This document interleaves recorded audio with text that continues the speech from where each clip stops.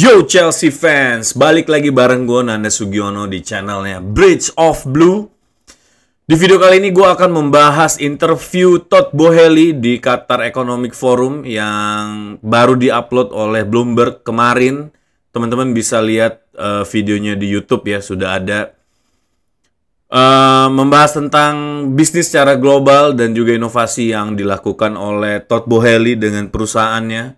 Dan juga membahas masalah Chelsea tentunya, dan juga beberapa tim yang sudah diakuisisi oleh Todd Boehly. Dan juga kita bakal ngebahas mengenai transfer pemain di musim panas. Beberapa gosip sudah terjadi dan apakah ini possible atau enggak, semua bakal gue bahas di video kali ini. Buat kalian yang baru join, jangan lupa buat subscribe, likes, dan komen video ini biar YouTube makin cinta sama channelnya Bridge of Blue. Kita mulai aja, come on Blues.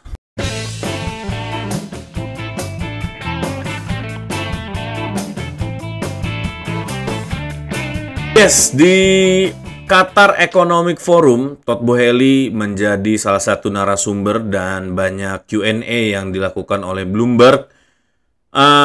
Di dalam pertemuan itu, diskusi dibuka dengan pembahasan mengenai bisnis terbaru dari Todd Boehly. Jadi menurut gua pribadi, secara bisnis, menurut gua Todd Boehly ini luar biasa brilian ya. Dia membuat satu inovasi mengenai slot parking di US. Jadi bagaimana parkir itu dijadikan sebagai subscription model. Todd Boehly juga menceritakan mengenai possibility pendapatan yang dia buat dari company barunya ini ya.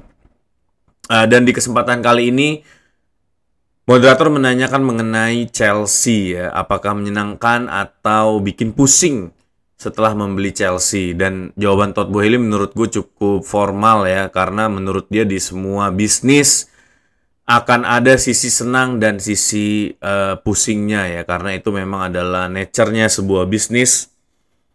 Dan menurut dia Chelsea ini jadi salah satu yang cukup menyenangkan ya, apalagi dengan nature-nya Premier League yang menurut dia adalah liga dengan kualitas yang luar biasa, karena akan ada 7 tim yang memperebutkan pagelaran Eropa ya, baik itu di Champions League maupun di liga-liga kasta keduanya. Dan di kesempatan ini Todd Boehly juga sempat bercanda untuk menjadi seorang striker ya, dan menurut gua apa yang dilempar oleh Todd Boehly ini adalah sebuah tanda bahwa dia tahu Chelsea membutuhkan seorang striker yang mumpuni, yang top score, yang world class player yang bisa membuat 24 plus gol dalam satu musim ya.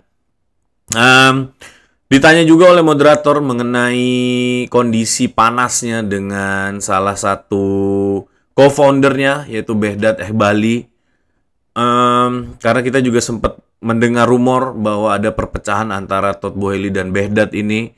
Tapi dia menjawab bahwa partnership dengan Behdat ini saat ini sedang baik-baik saja, karena memang di dalam setiap partnership itu akan menemukan masa-masa sulit, terutama saat Chelsea sedang berada di bawah, dan itu menjadi masa yang sulit buat mereka dan saat-saat yang sangat intens ya, dan juga kompleks. Jadi memang kondisi saat itu kerap kali terjadi di dalam dunia bisnis, apalagi ketika bisnisnya berpartner dengan orang lain ya. Tapi saat ini menurut Todd Boehly keadaan sudah sangat baik, semuanya sudah baik-baik saja, dan mereka berdua tidak sabar untuk menanti apa yang akan terjadi di musim-musim berikutnya bersama Chelsea ya. Dan tentu jawaban ini menurut gue sangat formal ya, dan aman-aman aja. Nah kemudian Todd Boehly juga membahas mengenai plan untuk pengembangan stadion Chelsea. Seperti yang kita tahu juga, saat ini seat capacity-nya stadion Chelsea Stamford Bridge itu hanya berkisar sekitar 40.000 seating area ya. Jadi memang sudah saatnya Chelsea untuk mengupgrade stadionnya. Direncanakan oleh Todd Boehly itu 65.000 person ya yang bisa masuk ke dalam stadionnya. Karena ini menurut Todd Boehly sangat penting Dan menurut gue pribadi juga pengembangan stadion ini juga sangat penting ya, apalagi untuk sebagai moral support klub ketika bermain home, karena kita tahu Chelsea merupakan tim besar dan akan melawan tim-tim besar lain di Eropa, dan itu butuh support yang luar biasa ya. Dengan adanya penambahan kapasitas ini otomatis secara bisnis juga menguntungkan. Selain itu juga secara moral support akan lebih baik lagi kepada tim ya. Dan di beberapa tahun belakangan ini emang banyak klub-klub dari Premier League yang sudah mulai mengupgrade stadion ya, karena itu juga salah satu sumber pendapatan untuk tim-tim tersebut. Jadi semakin besar stadionnya, semakin banyak yang didapatkan dari para supporter yang datang ya, dari tiketing dan lain-lain.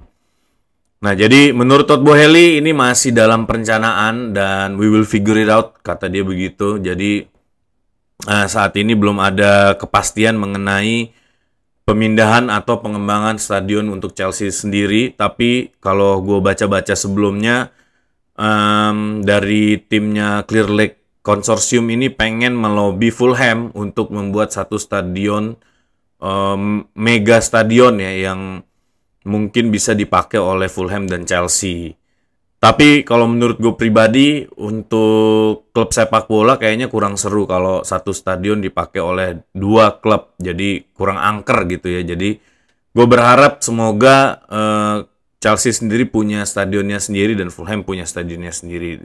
Bentuknya seperti apa dan pengembangannya kayak gimana, gue belum mendapatkan informasi lebih jelas. Nanti ketika ada update akan gue update buat kalian guys. Todd Boehly juga membahas mengenai Andre Santos ya. Jadi ini pemain yang dia sebutkan di dalam forum ini adalah Andre Santos. Bagaimana Andre Santos ini sangat gemilang bermain untuk Strasbourg, dan menurut dia sudah saatnya Andre Santos ini kembali ke Chelsea, dan Maresca sendiri sudah mengkonfirmasi bahwa akan menyiapkan satu tempat untuk Andre Santos ya. Nah, jadi perpindahannya Andre Santos ini ke Chelsea menurut gue bakal jadi kunci untuk banyak hal ya.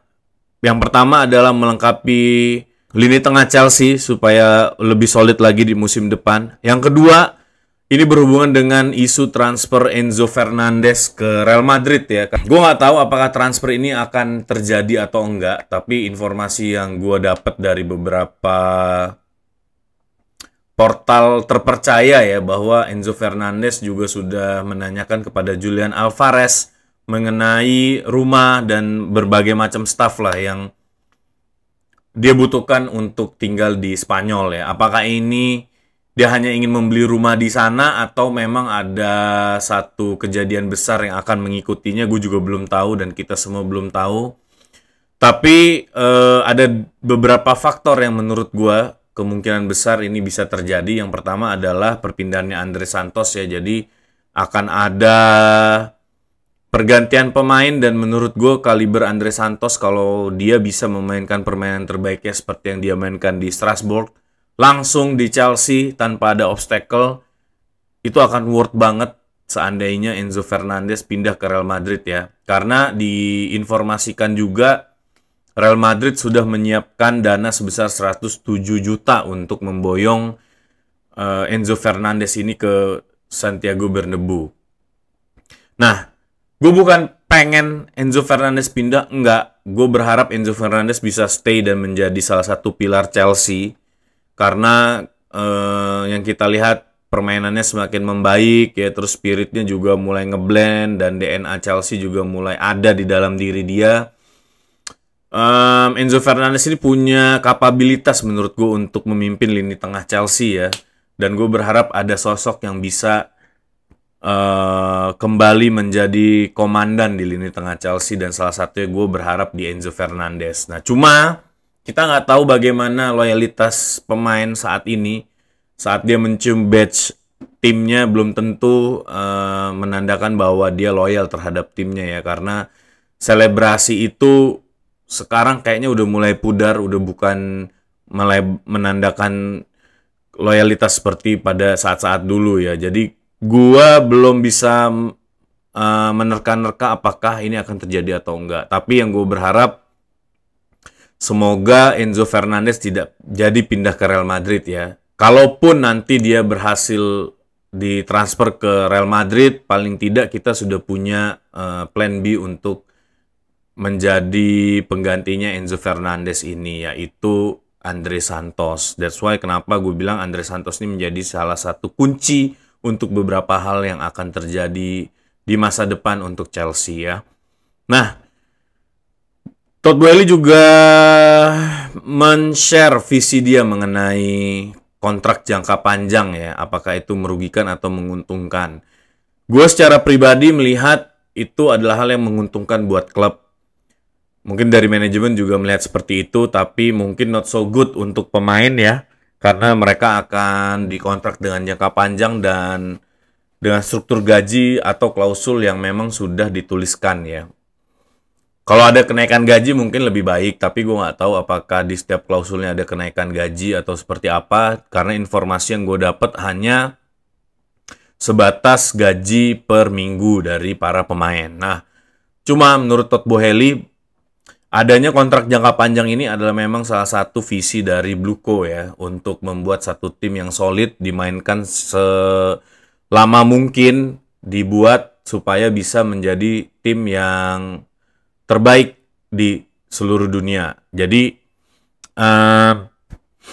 kita juga pernah lihat Jerman 2014 bagaimana tim itu akhirnya bisa menjuarai Piala Dunia di 2014 ya.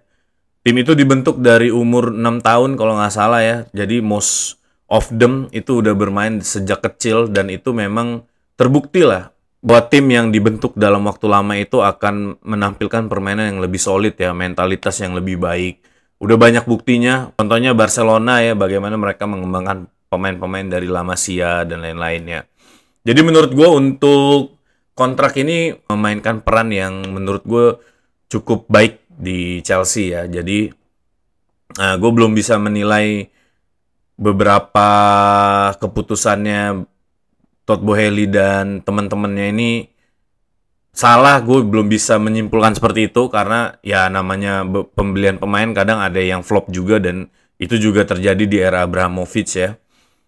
Cuma yang gue lihat di dalam 3 tahun terakhir ini Chelsea ini berprogres ya. Dari yang tadinya Graham Potter sampai akhirnya kita bisa bersaing menuju Champions League spot ya. Dan itu menurut gue progres yang cukup baik kalau dibandingkan dengan tim lain. Contoh Manchester United yang berganti era sampai sekarang masih terseok-seok ya. Walaupun pergantiannya nggak apple to apple ya. Kalau Manchester United kan Sir Alex Ferguson digantikan dengan pelatih-pelatih lain.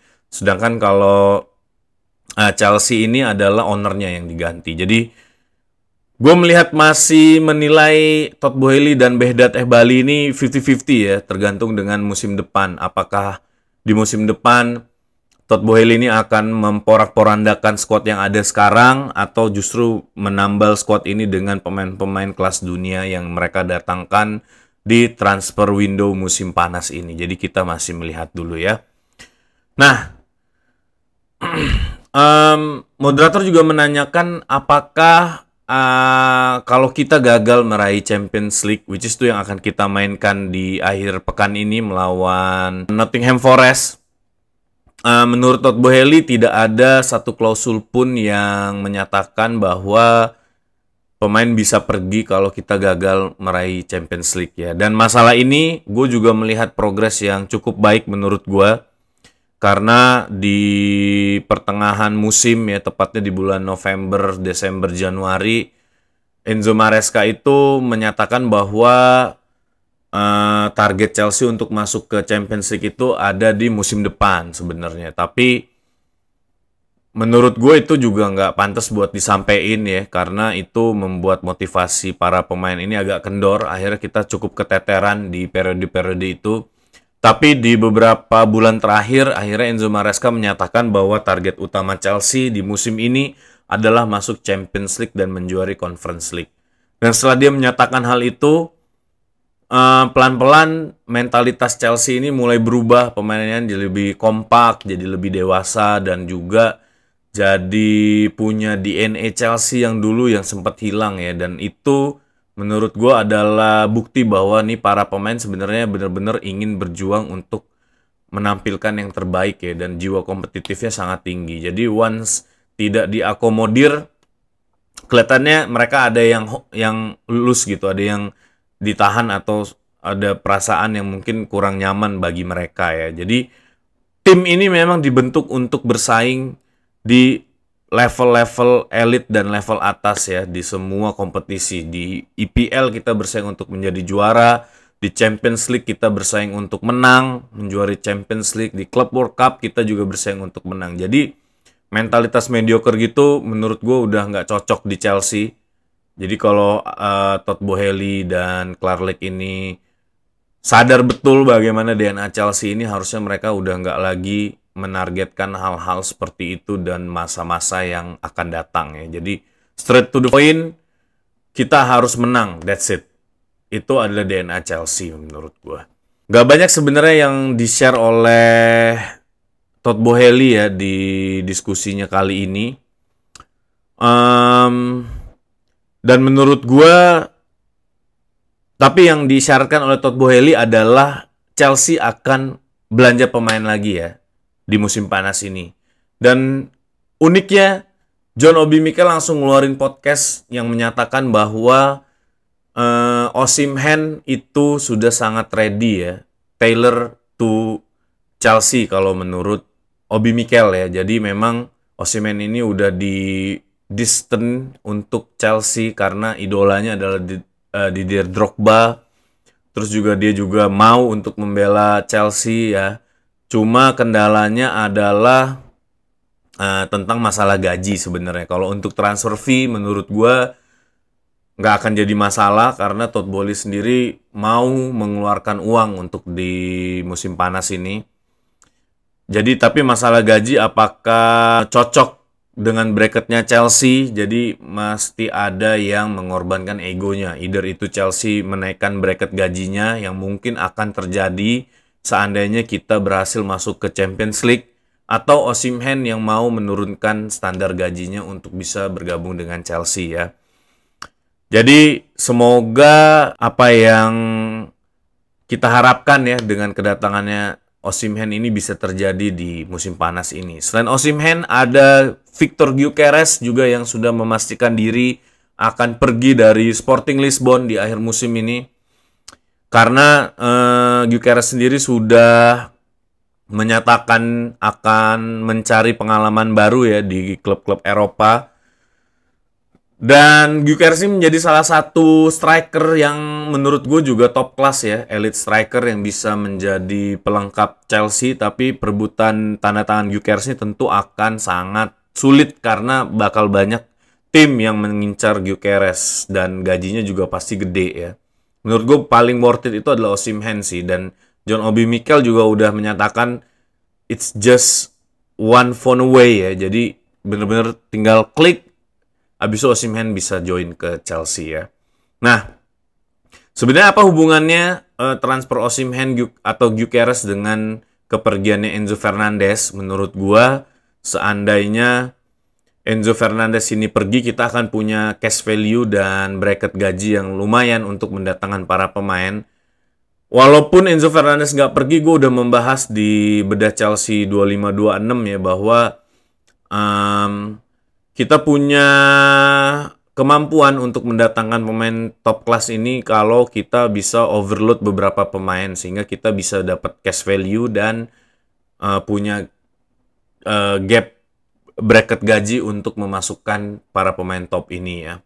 Tapi dengan kepergian Enzo Fernandez tentu ini juga menjadi salah satu bargaining position kita untuk mendapatkan Rodrigo yang saat ini sudah diisukan ya untuk hengkang dari Real Madrid karena menjadi pilihan kedua.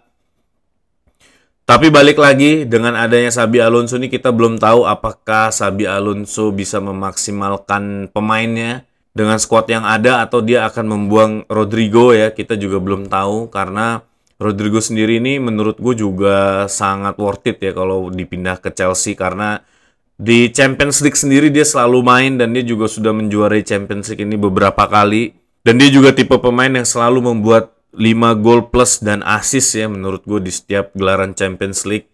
Jadi Rodrigo ini menurut gue punya pengalaman, masih muda, dan sangat worth it kalau dia bergabung dengan Chelsea ya. Jadi ya balik lagi, apakah perpindahan Enzo Fernandez ke Real Madrid ini akan worth atau enggak, itu tergantung dengan feedback apa yang kita dapat ya. Apakah kita berhasil mendatangkan Rodrigo dan Andre Santos ini berhasil menjadi penggantinya Enzo Fernandez gitu ya. Itu juga bergantung sama Todd Boehly dan Behdat Ehbali ya. Nah, dan dengan masuknya Dinhausen ke Real Madrid ya, sudah dikonfirmasi, sudah here we go sama Fabrizio. Ini berarti akan ada pergeseran ya di lini bertahannya Real Madrid. Kemungkinan Antonio Rudiger akan di-offload, mungkin. Gue juga belum tahu apakah Xabi Alonso lebih memilih pemain berpengalaman atau dia akan langsung memainkan Dinhausen. Atau dia bisa memaksimalkan semua squadnya ini, kita belum tahu. Tapi dengan adanya Dinhausen ini pasti ada perubahan yang akan terjadi di lini bertahannya Real Madrid. Tapi kalau seandainya benar isu itu Antonio Rudiger akan kembali ke Chelsea, gue yakin kalian juga pasti akan sangat membuka tangan ya untuk kedatangan Antonio Rudiger ini. Karena kita sangat membutuhkan pemain berpengalaman yang bisa menularkan winning mentality dan pengalamannya ke skuad muda Chelsea saat ini ya. Ataupun Marc Guéhi menurut gue juga oke banget karena dia juga baru menjuari FA Cup ya, dan kelihatan banget betapa solidnya pertahanan Crystal Palace di bawah pimpinan Marc Guéhi ini. Dan menurut gue Marc Guéhi ini ya either way antara Rudiger atau Marc Guéhi, kita harus mendapatkan salah satu dari mereka sih menurut gue di transfer window kali ini ya.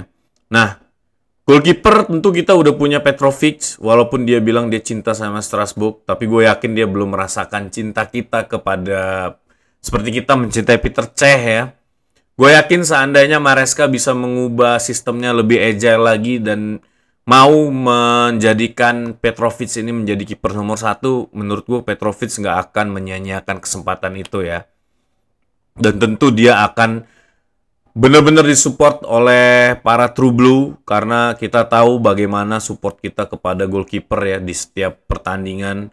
Dan goalkeeper ini selalu punya cerita ya. Kita punya goalkeeper legendaris terlahir di Chelsea ya. Dan semoga Petrovic ini bisa mendapatkan tempat yang sesuai ya, yaitu nomor 1 di Chelsea untuk musim depan. Nah, itu dia opini gue. Menurut kalian gimana mengenai Todd Boehly? Apakah Todd Boehly ini membawa Chelsea lebih baik? Apakah Todd Boehly dan Behdat Ehbali ini bisa melanjutkan estafet kejayaan Chelsea dari era Roman Abramovich? Kalau gue pribadi menilai masih 50-50. Gue akan melihat musim depan. Buat kalian, coba kalian tulis di bawah komen ini bagaimana pendapat kalian mengenai Todd Boehly dan Behdat Ehbali ya. Balik lagi bareng gue Nanda Sugiono. Di video gue berikutnya gue akan membahas pre-match mengenai Chelsea melawan Nottingham Forest. Mungkin akan gue drop di hari Sabtu ya, karena kita akan bertanding di hari Minggu. Buat kalian yang baru join, jangan lupa buat subscribe, likes, dan komen video ini supaya YouTube makin cinta sama channelnya Bridge of Blue. Jangan kemana-mana, pantengin terus Bridge of Blue. Tetap dukung Chelsea. Once a blue, always be blue. Up to Chelsea.